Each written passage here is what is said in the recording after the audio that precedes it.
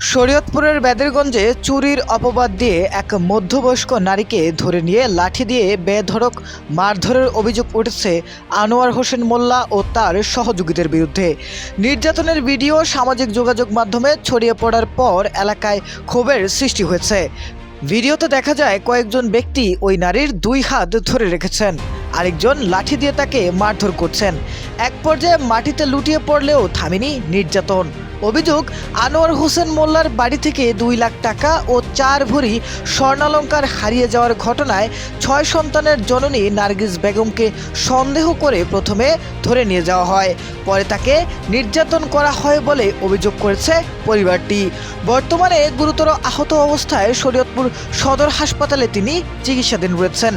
নার্গিস বেগমের দাবি, তিনি কোনো চুরি করেননি, মিথ্যা অপবাদ দিয়ে তাকে মারধর করা হয়েছে। অপরাধ প্রমাণের আগেই একজন নারীকে ধরে এনে এভাবে নির্যাতন করার দৃশ্য আমাদের কাছে দুইটা প্রশ্ন রেখে যায়। আইন কি সত্যি সবার জন্য সমান? প্রশ্ন থেকেই যায়।